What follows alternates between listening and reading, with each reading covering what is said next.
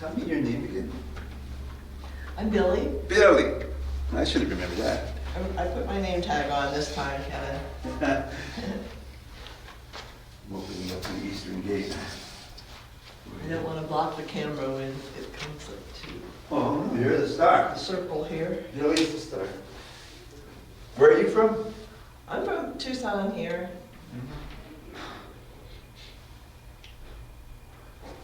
So you know all the, you've been out to the Autumn Res? Yes, I have been out there.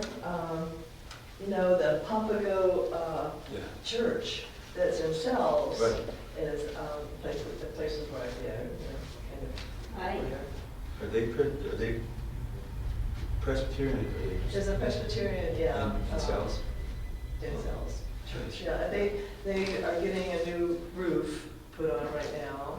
And the presbytery has footed the bill to help them pay for their new roof. So, yeah, it's a small congregation, but party. All right. And have you gone down to the mission? I'm sure. Yes, yes. You know, yeah, that's nice Yeah. there. The Pasqua Yaqui. The Pasquayaki, I was a dentist. I'm a retired dentist. I worked with the Pasquayaki when I worked with El Rio and Indian Health Services. So yeah, I'm familiar with their clinic that's near the mission. And, yes, the Pasquayaki. And they're kind of a recently declared tribe, aren't they? Pasquayaki, because they had to, and they go back into Mexico, that reservation. More recent than, say, the Tohono. Right, in the 70s, they Yeah. received federal recognition. Right. With, Anselmo Valencia. He passed away now, but he was like their leader. Oh, really? Oh, He used to live in New Pasqua. yes, yeah.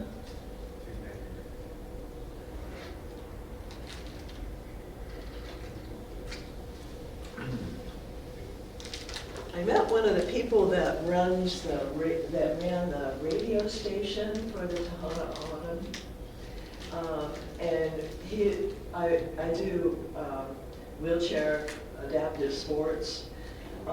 And this man is an amputee who, comes off the reservation, but he was telling us about how he started, and his father, I think it was, started the radio station for the Tohono O'odham. Yeah. I can't even remember his name. I have it in my phone somewhere. But yeah, it was really neat to meet somebody that, speaks the language and does wheelchair sports. So it was kind of fun. I met him playing wheelchair basketball. And he's an amputee, the recent amputee, because of his diabetes. He lost his leg. You met him playing, or do you play too? Were you playing, and that's where you met him? Yes, yes. Oh, Yeah, okay. yeah. Wow. You still play? I try to shoot every now and then, but Yeah. I don't think I could play on the team. Running back and forth. Well, it's mostly the exercise that we Mhm. get from it. Fitness kind of thing.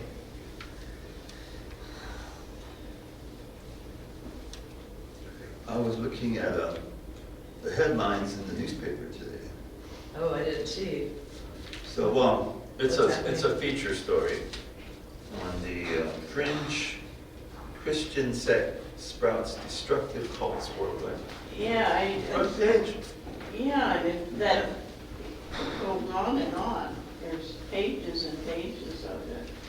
I haven't read it. I scanned it and I thought, I saw it, and then I was scanning it, I was just wondering what brought that up. and there's just all these different, remember the Jim Jones, Yeah, and so that, there's a picture of him, and I think there's different. David, I opened the Eastern Gate, just to be appropriate. So, there was this headline in I was telling Eileen about destructive Christian sex cult. And Susan just recently, it's published now, but it's not available for maybe another week or so, a book called The Possessed.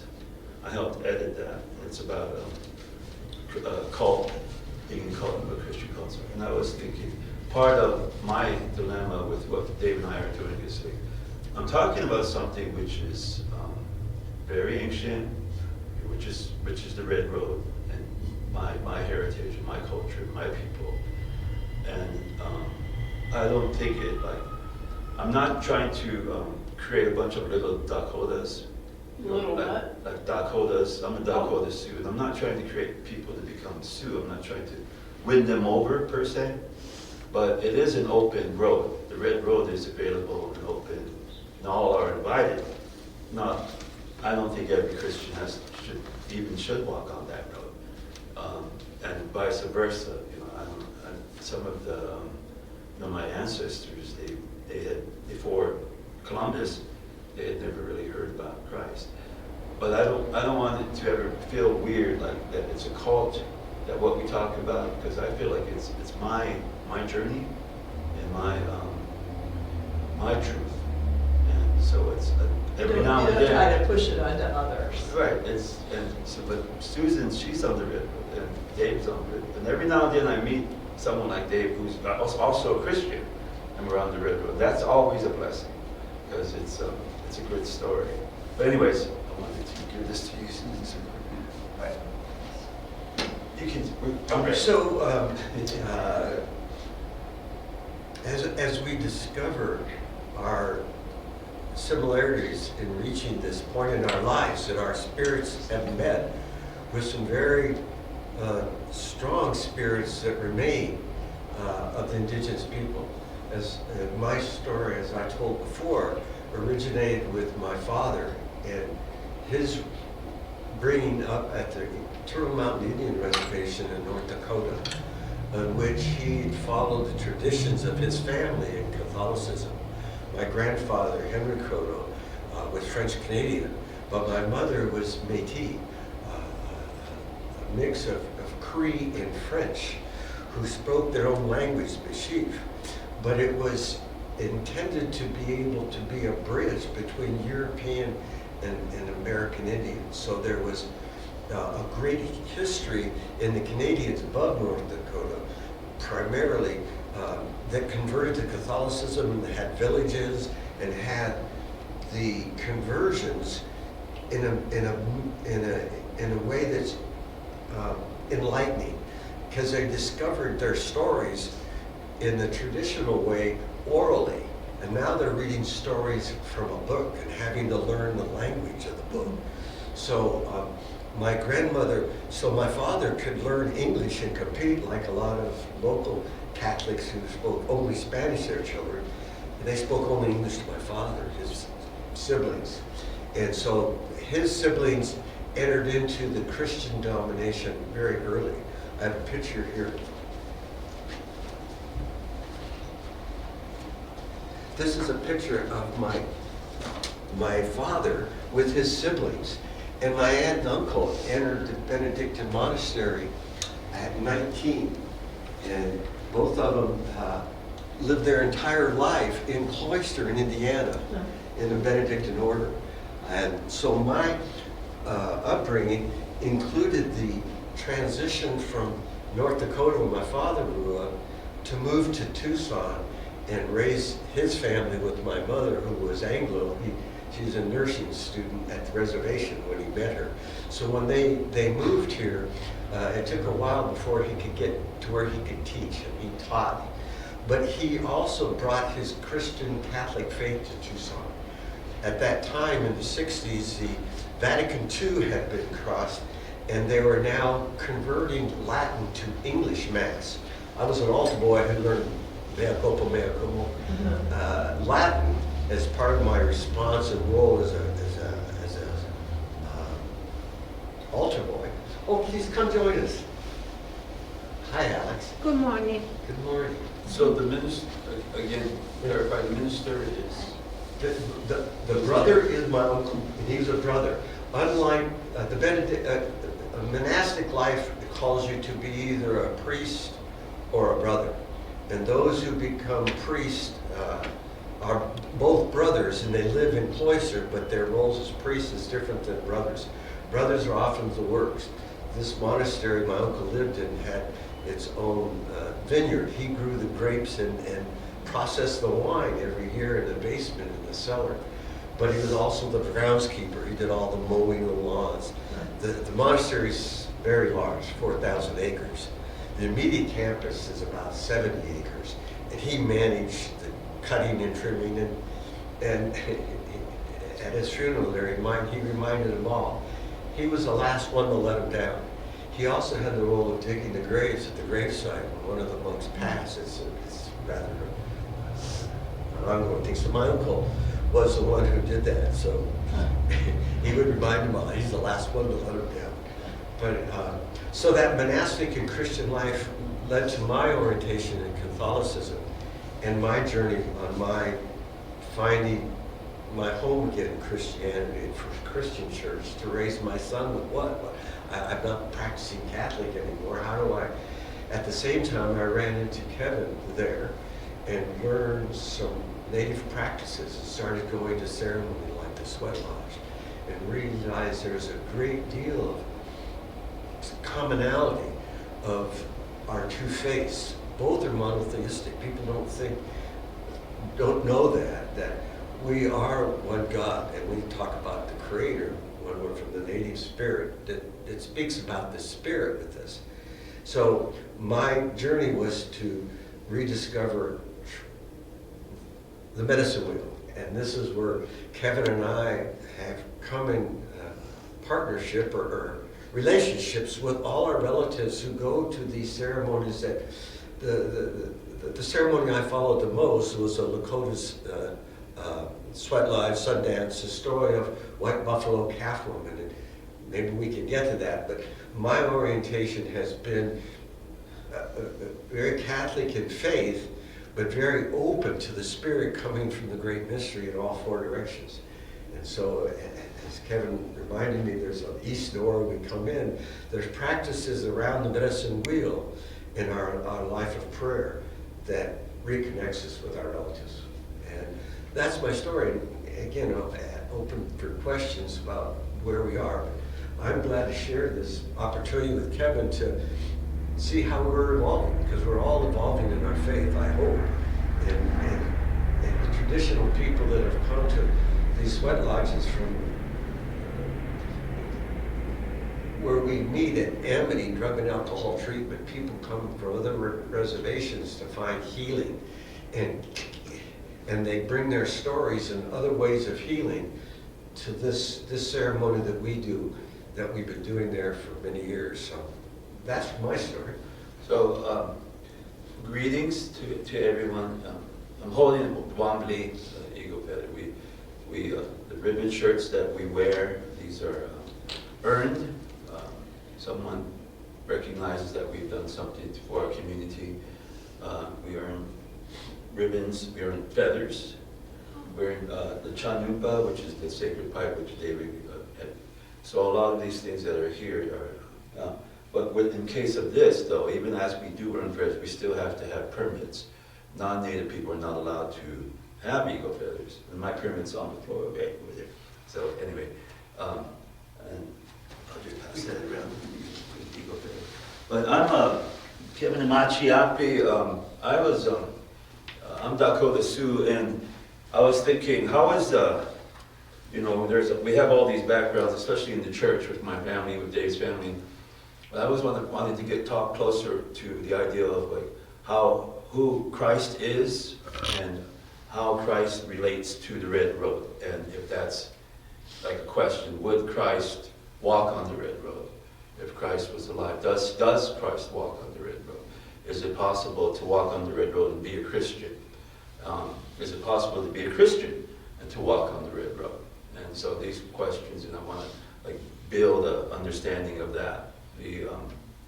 Because I walk on the red road and I'm a Christian, but sometimes I've met Dakota or other natives who they reject Christ outright. for their reasons. Just yesterday I was in a Nipi ceremony, a purification Dakota ceremony, and one of the persons in there, he was praying. He was praying and he said, Wakantankas, God, thank you for helping me. You and everything that you and your son have done for me, I'm grateful.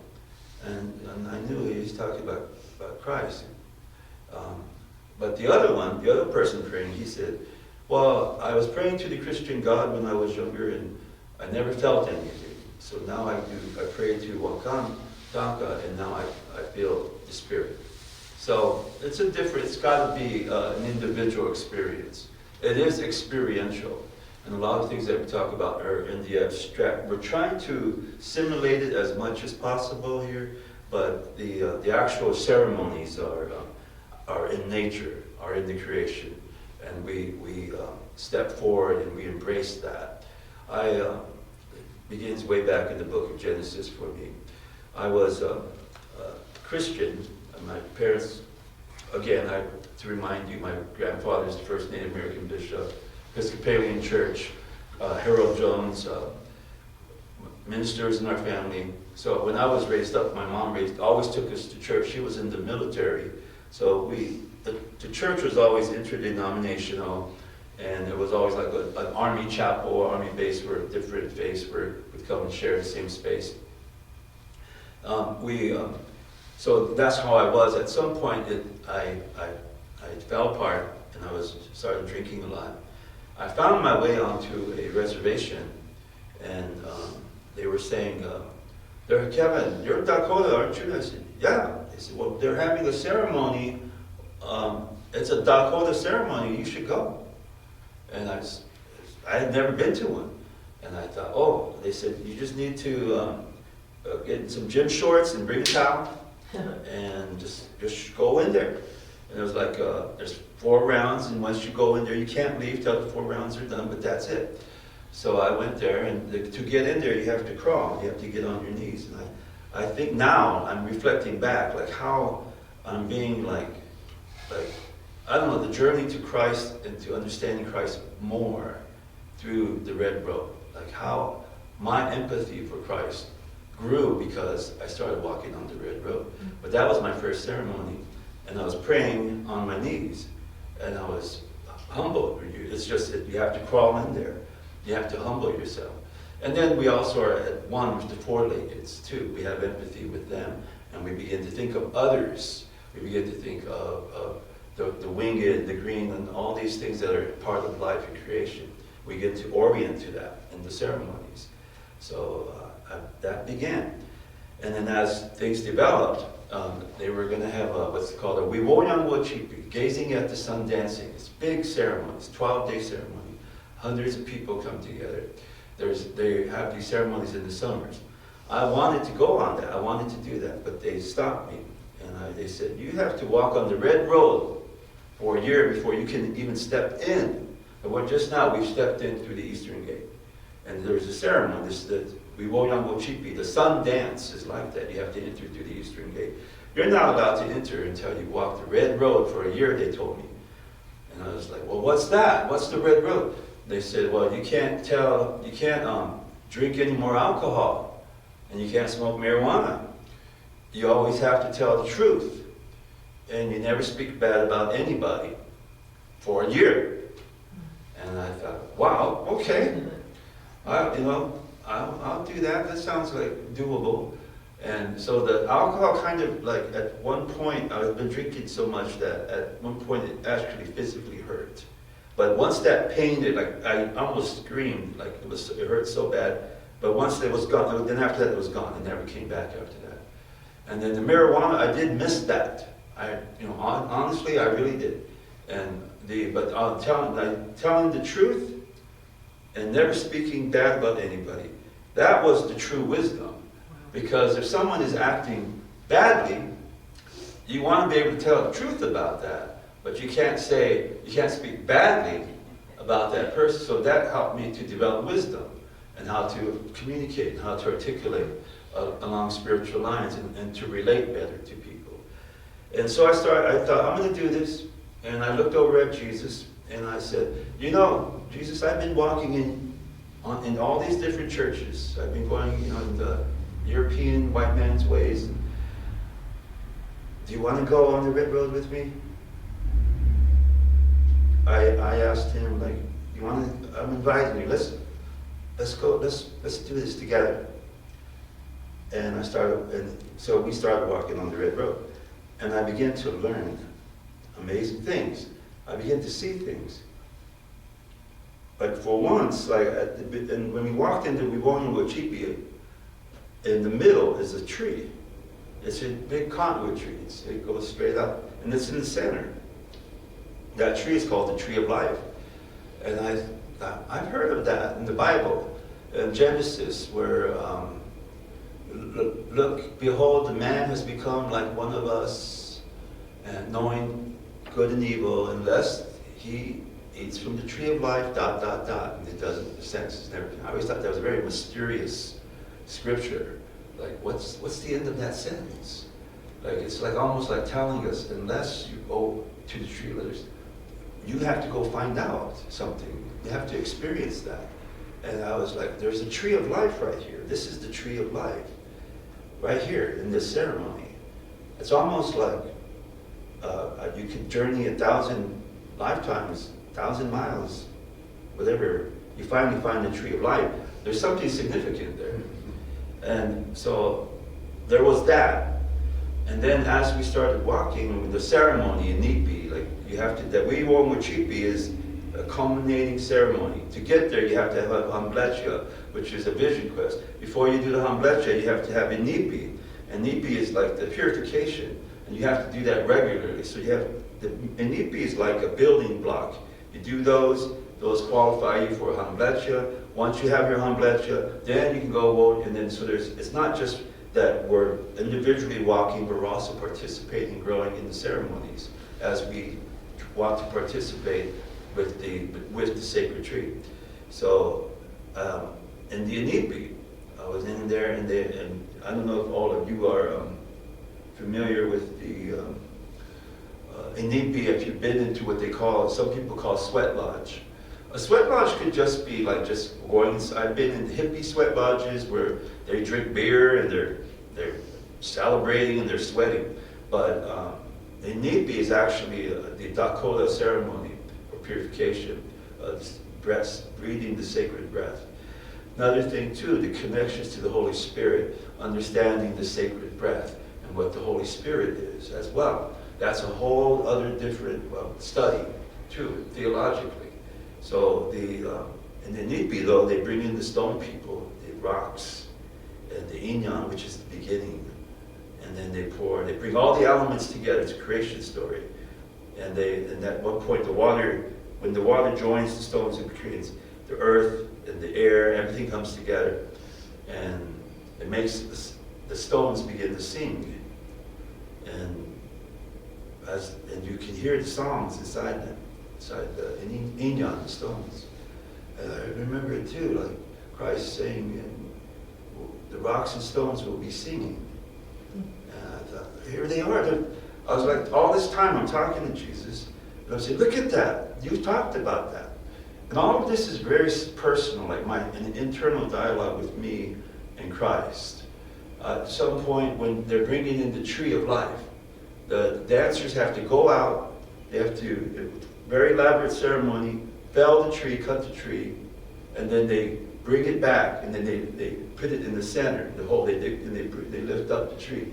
The tree cannot touch the ground, so they have to all the dancers have to do it together. It's a big, heavy tree. They have to carry the tree. So at some point when I made it there and I was getting the tree ready, I had to go help carry the tree. It was heavy. It was so heavy. And I realized this is like the cross. And on that tree, what will happen eventually, the dancers will give their blood. The dancers will shed their blood. They will be pierced, they will be cut, they will be tied to that tree, and they will give their flesh to that tree. It's a very, yes, it is a very painful ordeal. And the holy man, the Wichashla, the leader, he said, he said, Wichashla Yate, you are the ones who carry the burdens. You are Christ, he told us. We're not going to crucify you. He was talking to us like that, which is, I don't want that to be like, oh yeah, like these egotistical, we're talking about the headlines today about some of the cults or some of the leaders, they just say, only I call the shots. And then a lot of people get hurt because of that, because of the cults. So I'm not saying that, I'm not claiming that at all. And I was given that at the beginning. I was saying at the beginning. But to be told, you are like Christ. You carry the burdens. And then they talk, Oyate yani pikitelo. We do this so that the people will live. And that's a refrain, a recurring refrain in the music, in the songs, in the prayers. And so walking the red road, understanding Christ more, fasting, more of that, and understanding Him. It's been a great blessing. Mm-hmm. The opportunity I have to be a supporter of the Sundance, my first Sundance I went to was probably 15, 16 years ago. I couldn't imagine somebody willing to make those kind of sacrifice for me, because the Sundancers bring all of their being to be connected annually to this walk that is accumulated at that tree, and you're with your relatives that keep you strong. As a supporter, you could be outside and you can dance for a while with them, but only the dancers are out there for 6 rounds, sometimes in the sun, sometimes in a pouring rain. And to see the gift of their sacrifice literally in front of me, and seeing them elated or happy that they're walking this journey, when they do make their flesh offerings or piercing, it really has set them free. I knew one who left his addiction behind when he was able to pierce and drag some buffalo skulls around the arbor to alleviate that, to leave that world behind him and break away from it. And to see him excited and running around, because I'm sure it's similar to what you might experience if you're evangelical and somebody's finally laid hands on somebody and they see the light, and it explodes in their enthusiasm for the Spirit. To see that there, and in a small part to be a supporter of that, to go out there and show that I'm dancing with them, that I want to be there. There is no hierarchy, you know. One of the things I had to overcome in the Christian faith and the Catholic faith was that mediator. You know, that's why I've come to the Reformed Church, because I found that mediator often got in the way of receiving Christ's blessings as a person walking. And we could see the abuses of the boarding schools in Canada, and there's plenty of documentation that the zealot priests were going to take what they say, shake the man and kill the Indian. Oh, right. To overcome that abuse leaves Kevin and I an opportunity to now be in a ceremony with people healing from these wounds that still carry these Catholic and Christian abuses from their family. And they're trying to figure out where they are. But they didn't get the stories that the native people left for them. And now they get to rediscover it at these lodges that we have. And that's what excites me.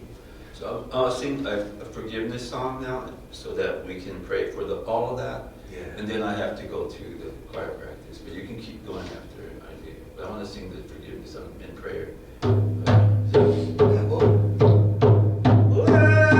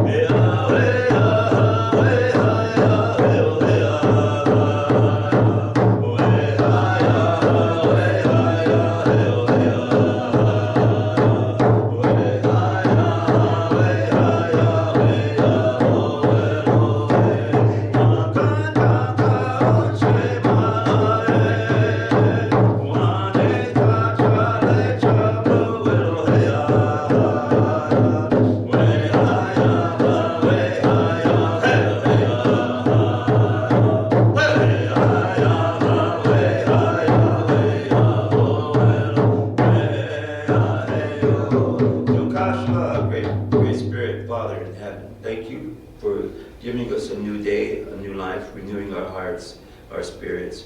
We ask forgiveness for those who have brought harm to us in the past generations and today. Forgive them. Help us to be better people for our better sisters and brothers and cousins and grandparents and all of these things that we are related to with creation. Thank you for our meeting, and have a good day. In Christ's name, amen. Amen. Amen. Thank you, thank you. So I'm going to go. You guys carry on. I'll get it. Have a good day. Thank you. Thank you. Thanks, Karen. Thanks. That was beautiful. If you have any questions, I'll be glad to answer them, but I really wanted an opportunity for this to come out for the people at this church, because it's in a unique position to, I don't say reinvent itself, but be more inclusive. And when I see, these young people at the Amity, the drug and alcohol treatment, struggling with these problems, this, I hope, is an opportunity for us to talk about those things that, I know Eileen was uncomfortable because she's never heard anything about, native ways like this. And that's what I'm hoping we can do. I'm hoping we can open up that dialogue, because the inevitable fact that Christianity came to America, and the inevitable fact that people are already living here in ways, to how do you bring that together?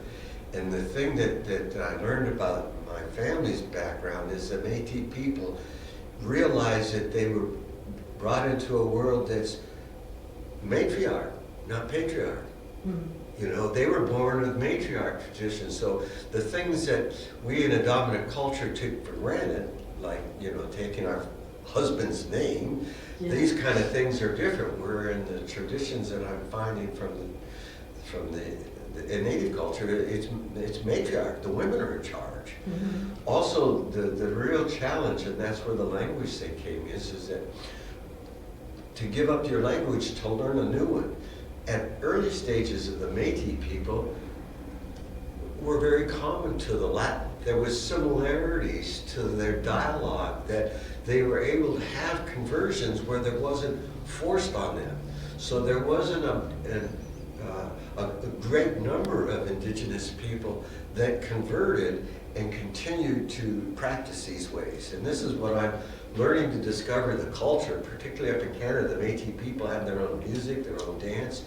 And out of it came that patriotic thing that we're having to be both matriarch, patriarch, spoken word, written word. We have to live in a world of these duopolies.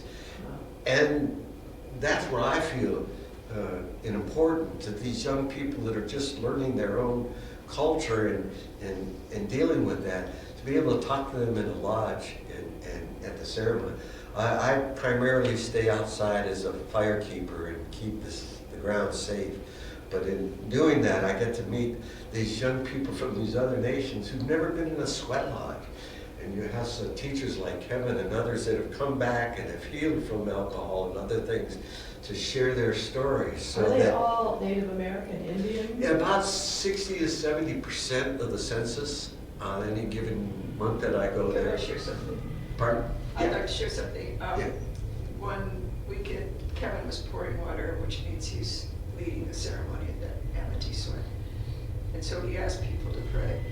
There were 7 different languages Oh, in really? there. Where is it? Where is the ceremonies? Well, the Amity one is on the east side, just beyond Houghton. There's a couple of other ones around So town. a special day in the year, or is like one per year, or how many ceremonies? Most once a month. Once a month. I would like to go to one. It's very incredible that today, it's like, I know this, but I never was in this. I'm listening people talking about that. Always in my life, I'm very interested about Native Americans.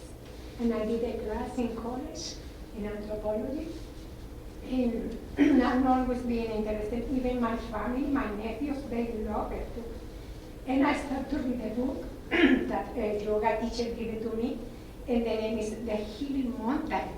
The Healing of the Mountain, something like I have the book written now like in the middle of in the book. And they are talking about the lodge. If you would say lodge today, I would say, what is that? But now I know what is that. And the firekeeper. And the mountain said, the mountain talked to them and said, this is not a place to set a lodge. And I said, how the mountain is going to talk to these people? Wow. And it's incredible. And there's a lady that wrote a book, and she, I don't know who she is, but the yoga teacher gave it to me because she started to practice something like Tai Chi, Reiki. Then she said, I'm going to have you as a student for my first session of Reiki, and I'm practicing. I want to be a teacher of Reiki. If you want to be a student, I said, yes, of course.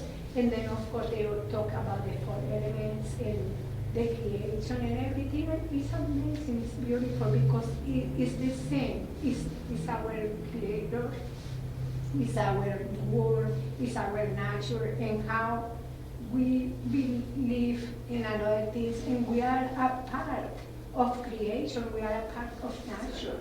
We are living in a city, and just we believe in a building, in a work time, and we spend a life like that. It's so sad. Life is gone when you are almost want to start something new, and you say, how I lost my life like this, when everything is alive and everything is talking to us. And now, with the song and everything, it makes me vibrate. I say, I belong here. It's beautiful.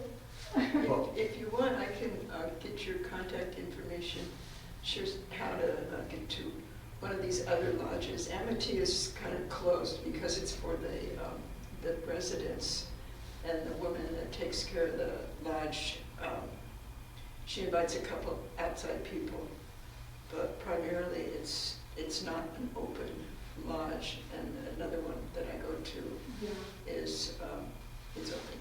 It's beautiful. When I was so sick after COVID, I have, like for a year, I have a cold in my back.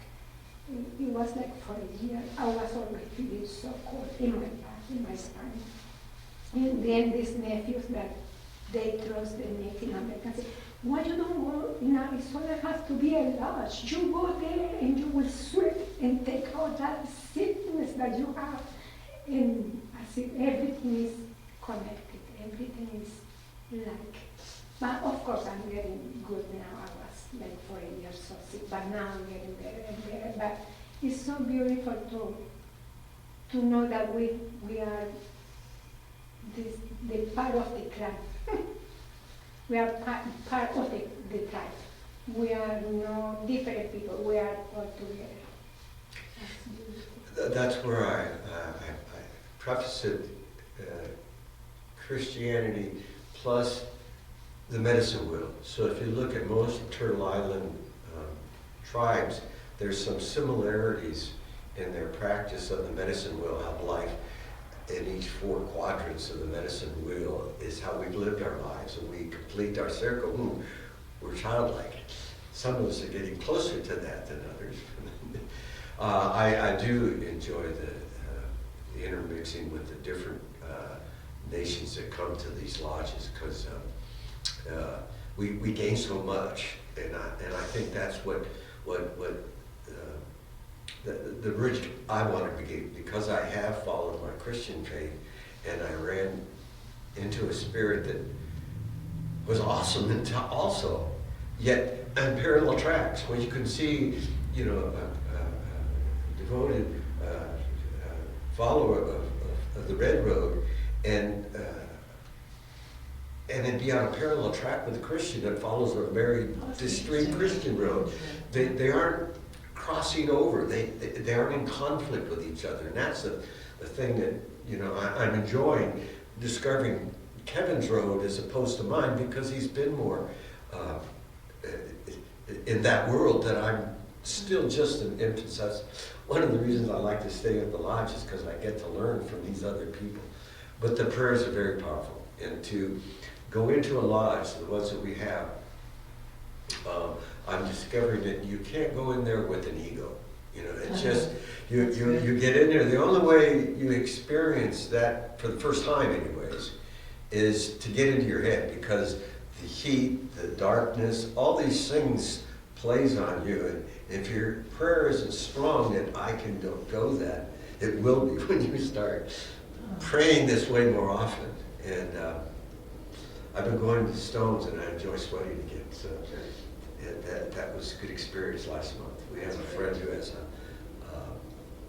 place in north of Mammoth, along the San Pedro, and he has a lodge there. I've been invited to go there, and it's been very... Is he, of what tribe is he? He's Lakota. He's Lakota. He's another tribe too, which I can't remember, but he's one of his relatives is Lakota. But he was a counselor. He was actually an employee at Amity at one point, and he's retired now. His wife's still in the mental health business as an administrator, and the wisdom in their growth and the strength in their spirit is really evident, and it encourages me, just like when I find one of our elders here that's been walking that way for a long time. I'm encouraged to want to know more, learn more. So yes, we have some great people. There's some lodges that if you can take a chance, there's a community out there. The Little Big Medicine Sundance that I go to every year is in July. And it's usually about a week and a half, 2 weeks commitment if you go from the start to the end. Where's that? It's north of Window Rock, in the Wheatfield Chapter House of the Dene Reservation. The owner is the Sundance Chief. His property's right near there, and he's a member of the Dene tribe, but he's been shown the way of the Lakota ceremony, and so he's been a fire chief and follows the protocols that comes with the bundle and the first pipe.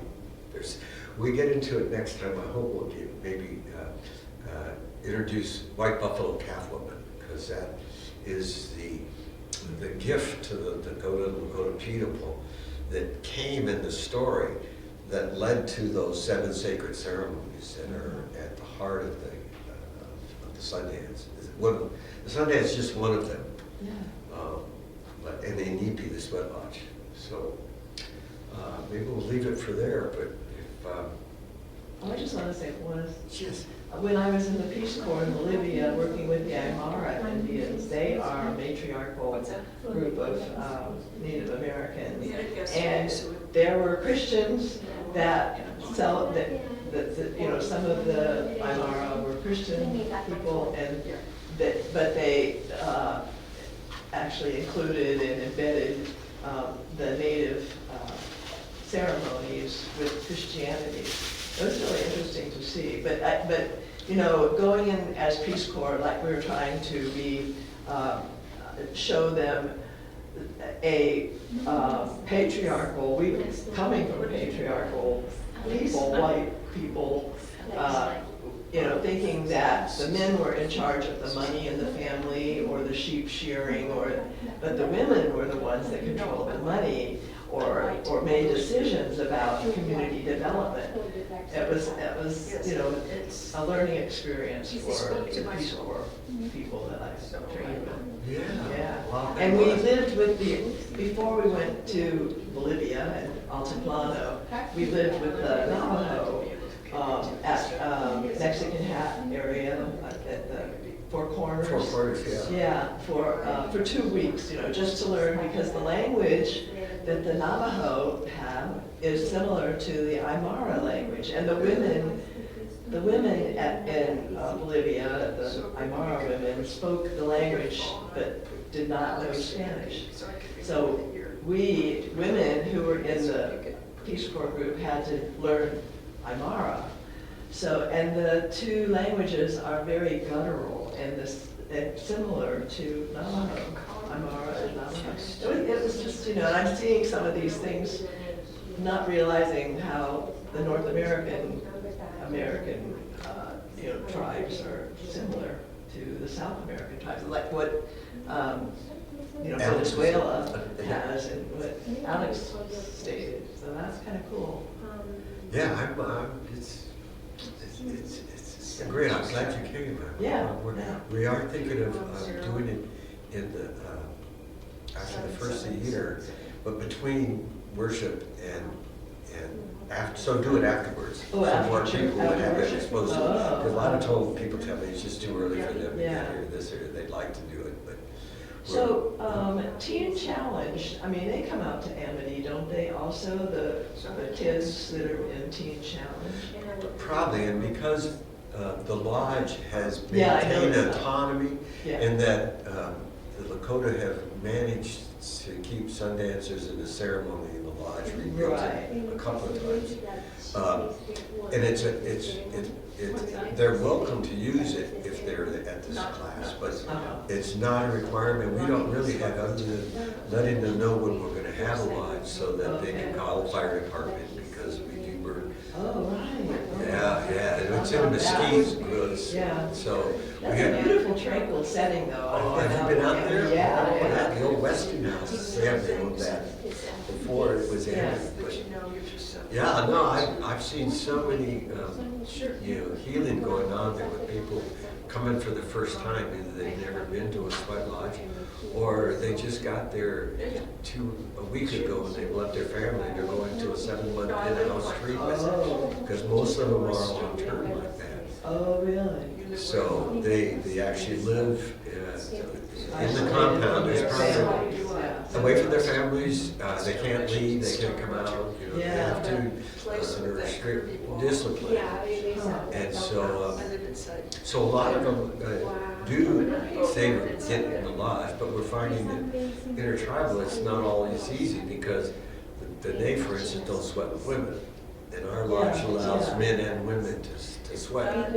So we've had to learn to be intertribal. And the way it was described to me is our ceremony is at the fire, and it connects the sweat lodge, and there's this, it's like a machine. We get our prayers, we put the elements inside there. So it's a ceremony that puts us at the center of the universe. Fire is the center of the universe. So at this center of the universe, we've done mixed sweats. So our center of the universe is calling us this way. Another part, Bolivia, or even on the Dene who do in the Hogans, have sweats in there, but that's their center of the universe. So their fire represents their connection with Creator. So once that fire is lit, and we start the ceremony, we're connected. Our prayers go up to Creator. Yeah. So with the Aymara, they have the fire that has to go through the rainy season. Somebody keeps the fire going. And they had, we're up in the Andes, so all four corners of the Altiplano are Andean mountains. Ilyampu, Illimani, they're named after the four places, but they're gods of those mountains that they would worship to, and then at certain seasons, the fire was honoring and praying for rain or whatever they need during the season. So, yeah, it was, there's so many similarities within the whole two continents. Yeah, well, you mentioned keeping the fire. I remember once, I was a firekeeper at Sundance. Oh, really? So for that lodge, there's 7 lodges on the grounds. So there's enough fun. There's 80 sun dancers that come to this ceremony. So the lodges, they do 2 doors in the morning and 2 in the evening. But we have to have 200 stones heated up. So the fire is built in a way in which the fire can go underneath them, but light them so they're red hot. So when we pull the stones out and put them in the lodge, they're glowing. Yeah. And I had to do that in a rain. I've done that in a pouring rain. Really? Yeah. Dude, well, it's amazing. So how do you will- carry the stones if they're burning? Oh, a pitchfork. And you carry Oh, real really? close. So you bring the stones out and you roll them to get the ashes off them. Yeah. You dust them.